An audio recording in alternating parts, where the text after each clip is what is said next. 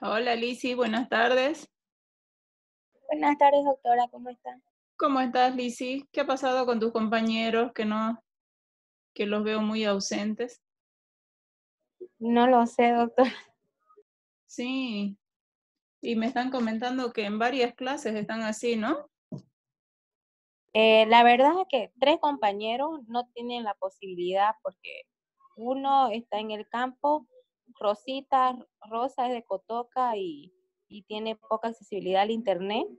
Ellas, ellos porque no pueden enteramente, pero los demás tienen posibilidad, pero parece que no les interesa, no quieren, no sé. Mm, Ay, qué complicado, qué tristeza. Y este tema que es uno de los temas más interesantes porque es parte de lo que vamos a ver en psiquiatría en el siguiente semestre y bueno, es lo que más se ve en la clínica, pero ni modo, ¿no? Leerán y estudiarán, me imagino. Es que como van a ver clases, las clases las suben, dirán, pues las miramos las clases que los doctores pasan y da lo mismo, digamos, porque es una grabación. Es lo más probable, ¿no? Y más con lo que no se está llamando lista, sea una parte que influye. Los otros docentes están tomando listas. ¿Sí? Sí, porque a mí me habían Ajá. dicho que no tome lista y eso es lo que ahorita me está llamando la atención, de que estén llamando listas en otro. Llaman, dan como 5 minutos y llaman lista y cierran.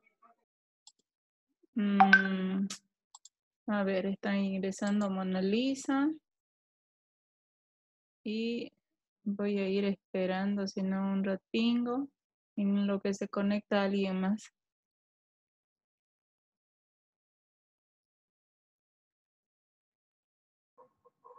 Ivana,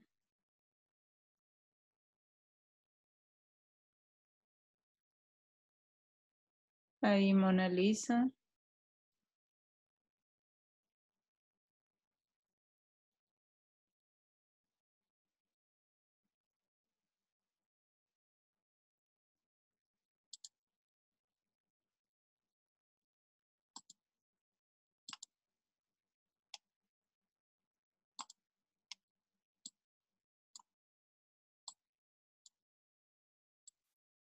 Bueno. El día de ayer habíamos avanzado pensamiento, ¿no? Y en Sí, doctora. pensamiento, sí, nos habíamos quedado en la parte de el contenido del pensamiento. Habíamos visto la definición de delirio, que es una parte muy importante que siempre deben tomarme en cuenta a la hora de estos 4 puntos de tener un concepto de delirio, ya que siempre entra en pregunta de examen para que lo apunten ahí. Luego teníamos las ideas de tipo delirante. Y nos habíamos quedado en las erotomaníacas, ¿no? Así es, ¿no, Lizzy? Sí, doctora, es que tengo un poco de bulla acá. Ya. Yeah.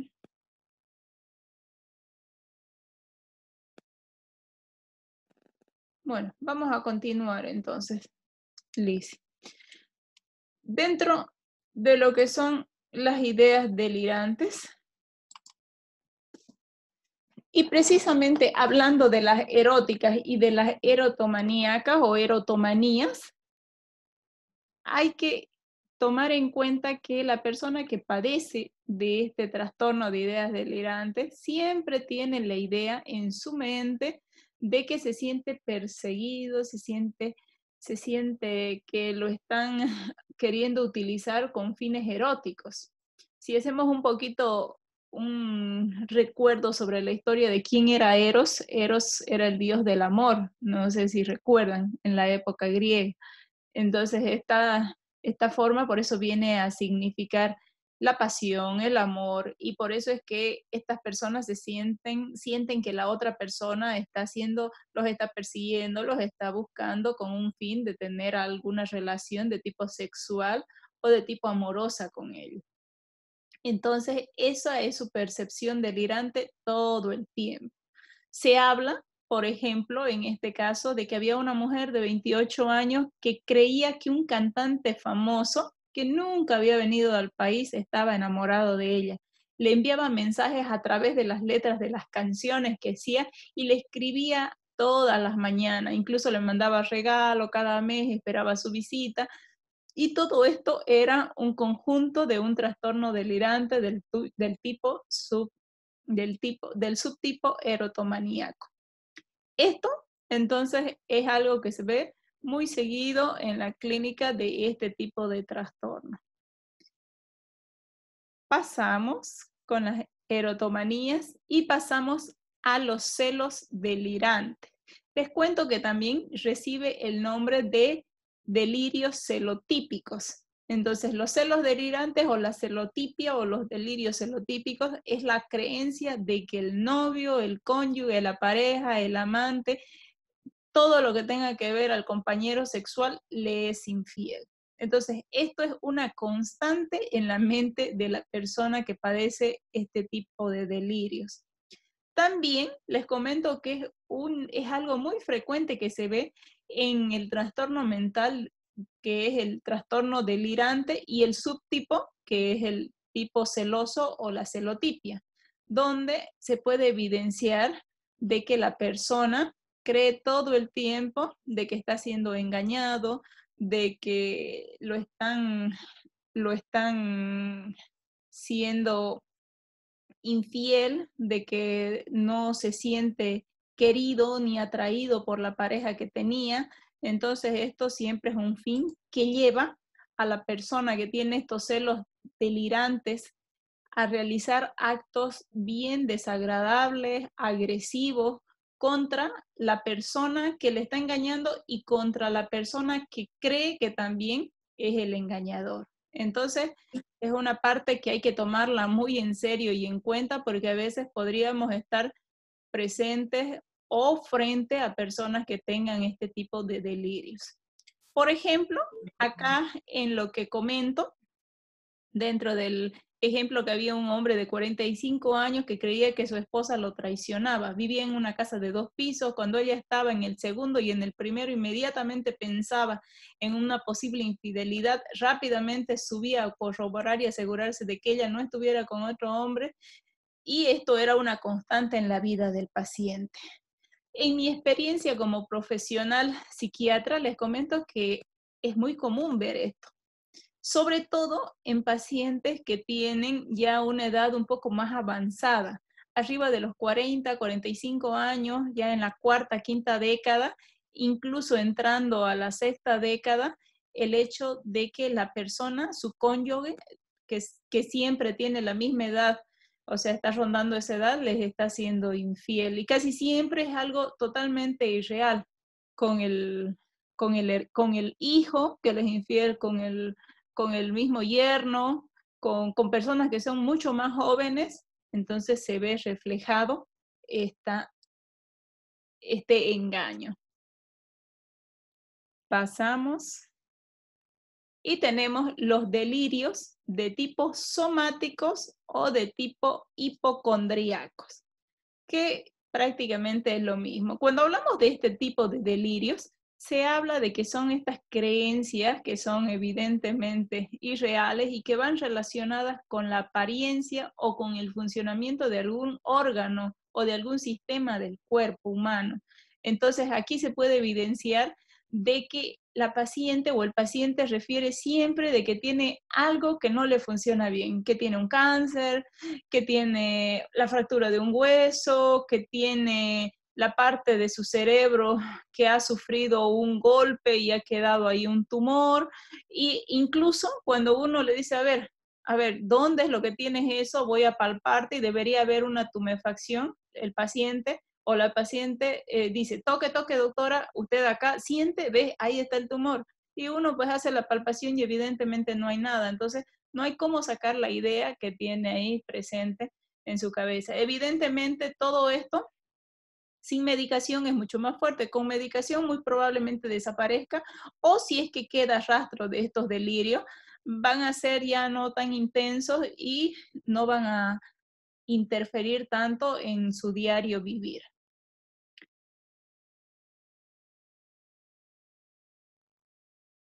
Los nihilistas, que también es un tipo de delirio de muerte o delirio tipo nihilista, son llamados el delirio de negación, y es precisamente aquellas creencias donde no tiene, la persona se cree que está muerta, la persona niega la existencia de alguna parte de su cuerpo o algún funcionamiento de algún sistema de su organismo, o de que se ha detenido el tiempo. Entonces estamos hablando de que precisamente viene inherente a su funcionamiento corporal. Este delirio nihilista lo vamos a ir a ver más adelante y van a ver un síndrome que va de la mano con el delirio nihilista. Los delirios de tipo místico. ¿Cuáles son los delirios de tipo místico? Son aquellos delirios que se llaman también místicos religiosos y vienen de la mano con aquellas creencias irreales en donde la persona siente o cree que su mundo está gobernado y determinado por dioses, por personas, por algo que tenga que ver con lo espiritual o la religiosidad. Por eso podemos ver con vírgenes, con estatuas que reflejen algo de alguna representación católica o etcétera. Entonces aquí es necesario, claro, hacer una distinción entre lo que es la concepción de la misma persona sobre la religiosidad y la idea, si realmente es como una idea delirante que va a interferir en todo lo que significa su día a día y lo que normalmente es aceptado como social. Dentro de esto podemos ver un claro ejemplo que él creía que todos los sucesos que a diario pasaban en su alrededor eran un milagro. Calificaba de esta manera a las citas médicas que le otorgaban como los encuentros inesperados con sus amigos y hasta sentir los deseos de dormir durante la noche. Entonces, ahí podemos evidenciar otra cosa que también manifiestan y que se manifiesta mucho en la clínica de los delirios de tipo místicos y religiosos, es el pertenecer o el creer que son personas que vienen con un don a poder salvar al mundo de los pecados, de ser transmisores de noticias directamente de Dios, o incluso a creer que tienen el poder de la sanación y de la curación hacia los seres que son los inmortales. Entonces, todo esto viene también con una religiosidad y una cultura y una creencia que es irreal. Terminamos entonces ahí con todas las ideas de tipo delirantes. Pasamos a las ideas de tipo sobrevaloradas. ¿Y cuáles son estas ideas de tipo sobrevaloradas? Son aquellas creencias que son firmemente establecidas. Para hacer una retrospectiva de lo que habíamos avanzado anteriormente, teníamos las ideas delirantes y teníamos las ideas sobrevaloradas y teníamos las ideas de tipo obsesiva. Dentro de las ideas de tipo delirantes habíamos visto toda esa gama que ya hemos mencionado. Ahora, dentro de las ideas sobrevaloradas tenemos conceptos. ¿Qué le podemos dar ideas sobrevaloradas a cualquier cosa que nosotros creamos y que sea un convencimiento que tiene mucho impacto emocional? Por eso es que dice como que le damos mucho valor a esa idea. Pero a diferencia de las ideas delirantes que llegan a ser totalmente tortuosas, que llegan a ser desadaptativas para la persona, que llevan a interferir mucho en la vida social, familiar y en fin, en todo lo que relaciona a esa persona. Entonces aquí en las ideas sobrevaloradas hay un límite y la persona le da mucho valor a esa idea, cree firmemente que tal vez el seguir por ejemplo, ¿no? El seguir las leyes de ser una buena persona, de cumplir con los mandatos de Dios, de ser, de llevar, de no tener pecados, en fin, de acercarse a la iglesia, de darle mucho valor a la parte de la religiosidad, sea una forma de entrar al reino de los cielos y dentro de todo ser una persona aceptada para esa cultura. Pero también sabe que hay un límite entre eso y que eso podría, y que eso si se extravasa, si llega a ser muy abundante, podrían ya considerarlo como una persona que está alterada totalmente de la mente. Entonces, sabe medir eso, le da mucho valor, es muy, muy religiosa ante eso, pero también sigue funcionando en sus otras áreas normalmente.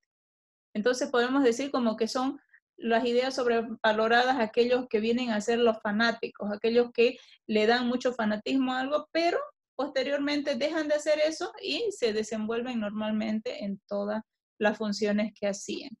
Entonces, ahí tenemos la diferencia de las ideas sobrevaloradas y pasamos a las ideas de tipo obsesivas.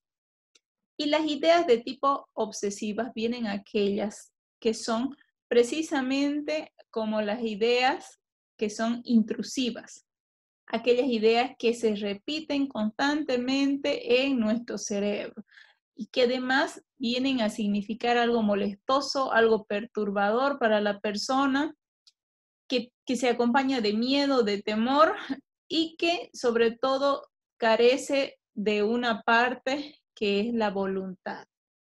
Entonces, no hay forma de controlar esto, producen gran ansiedad, además de mucha angustia, es muy difícil de que la persona pueda editar todo esto y poder controlar, se experimentan como algo muy perturbador y son una parte fundamental de lo que es un trastorno en la psiquiatría que se conoce con el nombre de trastorno obsesivo compulsivo.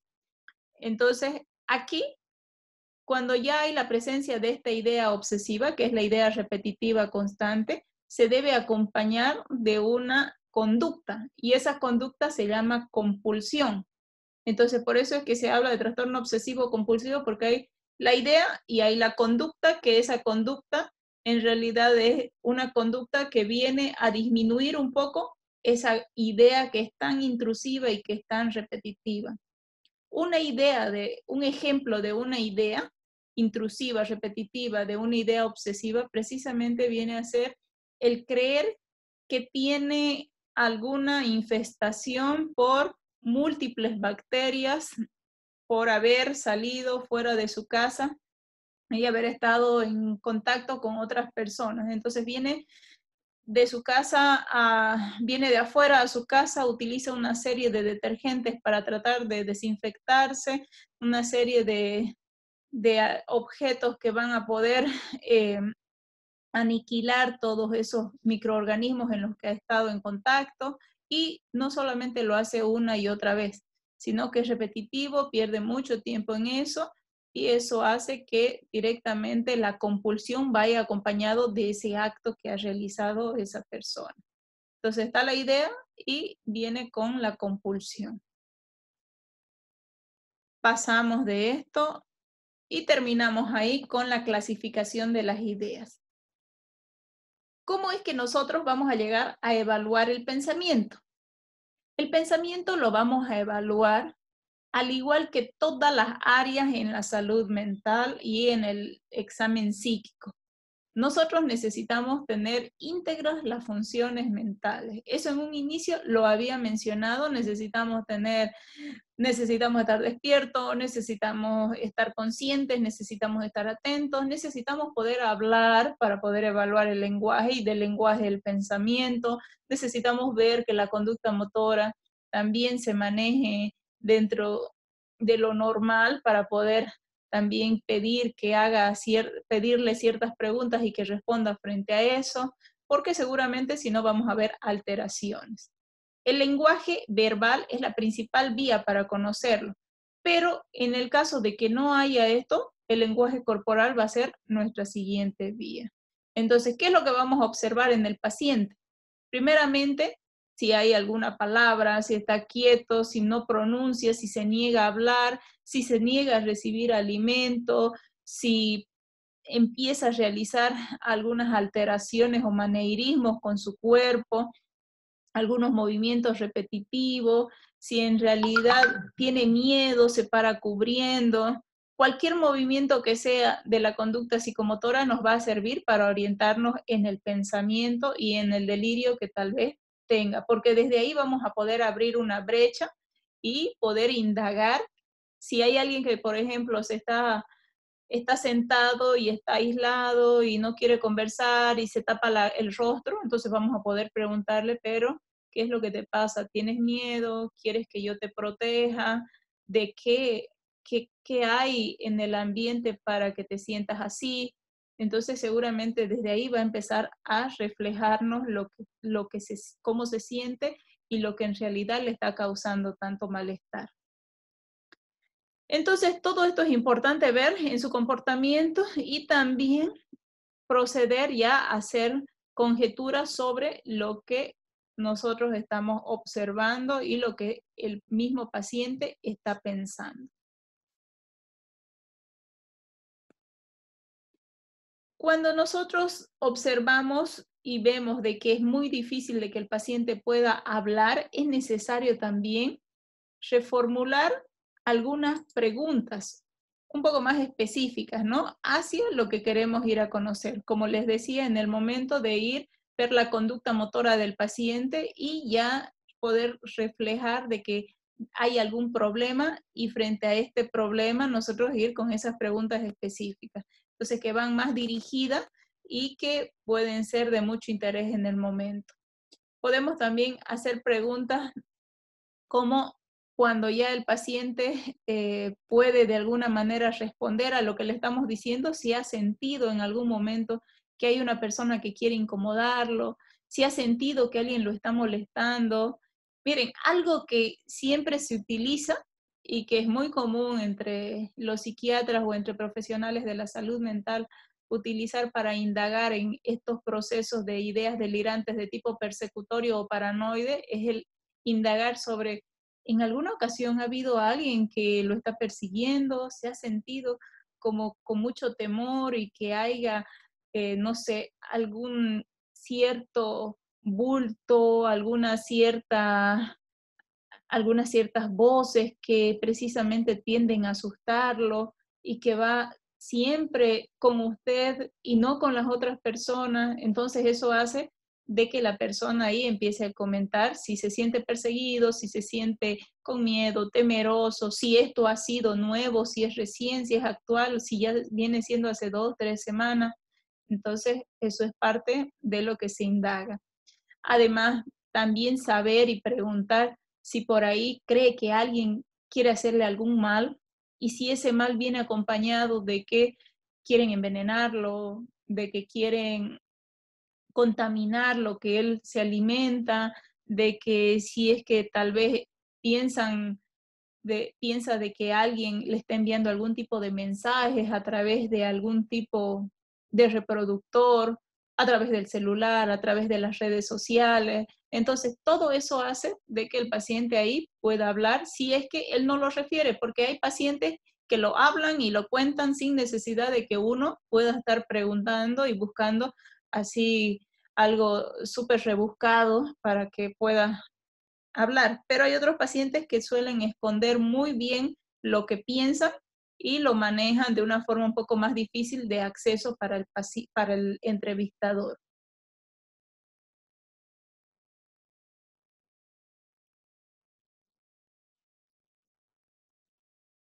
Entonces, a título especulativo, se podría suponer que siempre el código de lenguaje básicamente va a ser el mismo que del pensamiento. Entonces no hay donde ahí nos podamos perder y eso es parte de uno y del otro. Entonces, explorar lo pensado a través de lo hablado es un salto cualitativo no deseable, aunque por el momento sigue siendo la única forma menos mala de aproximarnos al pensamiento. Esto no significa que va a ser una ley el que precisamente el lenguaje sea la forma de evaluar al pensamiento. Evidentemente nos tenemos que acompañar con la parte del lenguaje no verbal, pero hasta el momento es la única forma de poder encasillar en un diagnóstico al paciente. Bueno, con eso terminamos la parte de pensamiento. Terminamos la parte de los trastornos que vienen por el curso, el contenido y la forma del pensamiento, y vamos a pasar a ver un trastorno que se ve en dos enfermedades muy comunes, que es los episodios de depresión grave y también la esquizofrenia, y se llama el síndrome de Cotard. Pero antes de eso, quiero saber si hay alguna duda o alguna pregunta o alguna aclaración que desean hacer para que yo pueda continuar. No, doctora, solo quería preguntarle si vulgarmente esas personas que llaman tóxicas entran en el grupo de los celos delirantes. Ya, muy bien. Te comento, Lizzy, de que estas personas que ingresan a ser las llamadas tóxicas no siempre son consideradas delirantes y celotípicas. Hay un grupo de personas que tienen trastornos de la personalidad que llegan también a ser muy tóxicas con lo que hablan, con lo que dicen y la forma en que se manejan, pero no precisamente así llegan a delirar. Pueden llegar a tener tal vez ideas que le dan mucho valor, que son sobrevaloradas, pero esto no significa que estén fuera de la realidad. Es más, están muy conscientes de lo que hacen, de lo que creen, de lo que piensan, y más bien lo utilizan a su favor para poder hacer algún mal a la otra persona. Entonces, habría muy bien que indagar si esto llega a ser de una forma delirante o no. Cuando hay unos celos tóxicos, cuando hay unos celos que son ya delirantes y que vienen a formar parte de algún trastorno, como precisamente estos trastornos de tipo psicótico, entonces ahí sí es mucho más grave la situación y es mucho más dificultoso el pronóstico del paciente, porque si tiene esto, muy probablemente conviva con esto toda la vida y sea un repetir de siempre, tal vez con grados de intensidad menor cuando hay la toma de medicación psicofarmacológica, o con episodios donde haya mayor cantidad de delirios celotípicos sin tomar la medicación, sin realizar terapias de grupo individuales o grupales. Entonces habría que indagar bien el diagnóstico, porque tóxico ahorita como que es una palabra que lo utilizamos para referirnos a todo, pero habría que hacer un diagnóstico ahí diferencial entre esas dos enfermedades. Ya, doctora, y entonces las personas de que son celosas, escandalosas y las que llegan a suicidarse por amor, ¿tienen tienen varios trastornos o también entran en los celos delirantes? Mira, cuando hablamos de personas que se suicidan, habría que indagar muy bien qué es lo que sucede con estas personas, más aún si viene celos de por medio, porque tal vez es solamente una conducta impulsiva. Si estamos hablando de personas que vienen atravesando muchas tentativas, porque dentro del suicidio no nos olvidemos que, bueno, con ustedes no he avanzado el tema del suicidio, pero para que haya un suicidio tiene que haber una ideación suicida, tiene que haber una tentativa suicida, tiene que haber el acto fallido o el acto que ya en realidad viene a ser el acto que se concreta como suicidio. Cuando hay la idea suicida, está presente siempre, siempre la idea de que quiero hacerlo, quiero hacerlo. De base, de fondo, podría haber alguna enfermedad de tipo afectiva, como un episodio de depresión mayor, o podría haber algún trastorno de personalidad.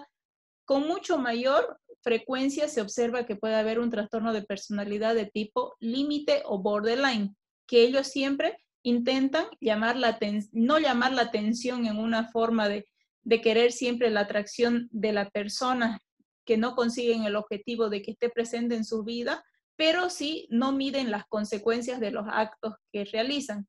Entonces ahí es donde tienden a autolesionarse, a mutilarse, a cortarse, y entre estas tentativas, entre siempre tentar con hacerse un daño, puede que sí lleguen a cometer el acto, como puede que no. Y puede que sí que lleguen a cometer el acto y sí terminen suicidándose, pero no era lo que buscaban. Lo que buscaban era más bien el poder conseguir su objetivo de tener a la persona que en algún momento los rechazó, que se cansó de la relación, que vivió, no sé, una situación muy fea de relación de pareja y que no pudieron tenerlo. Entonces, frente a eso, podrían haber conseguido su objetivo y traer a esa persona. Pero hay otras personas que no logran y terminan suicidándose por esa conducta impulsiva. Pero si de fondo, eso es un caso, pero si de fondo hay un trastorno ya depresivo, en la mayoría de los casos los trastornos depresivos no tienen una causa, son como inespecíficos. Entonces, si hay algo así y viene ya mucho más por una química neurocerebral, neurofisiológica, y que esto implica ya otra sintomatología de mayor grado que disminuye mucho las capacidades de la persona, los movimientos, en fin, todo. Entonces ahí habría que ver que casi siempre se concreta el hecho. O sea, de la tentativa pasa rápidamente al acto concreto, donde sí hay suicidio. No es tanto a que hay algo fallido, sino de que sí se suicida el paciente. Entonces, tendríamos que indagar muy bien ahí la conducta del paciente. Es muy complejo, ¿no? Es bien complejo, les comento, pero cuando hay muchas tentativas, ahí es un poco más sencillo el indagar. Lo que sí es más complejo es el tratamiento, porque en el tratamiento de estos pacientes, una persona que intenta el realizar el suicidio y el no concretarlo y el estar en esa constante es muy cansativo para la familia, es muy desgastante para las personas que están involucradas en esto y es bien difícil de poderlo abordar, bien complicado y casi siempre son crónicos porque no hay una cura inmediata, es muy difícil que lleguen a un nivel de autoconciencia y generen, digamos, una educación de lo que ellos están padeciendo, entonces complica mucho la situación. Ya, doctora, muchas gracias. Entonces, la raíz puede ser carencial en un principio y de ahí se le van dando otras cosas, ¿no? Sí, claro que sí. Bueno, creo que se nos va a cortar, los voy a volver a invitar, ¿ya? Porque ahorita ya me está mostrando en las pantallas, me esperan y los invito.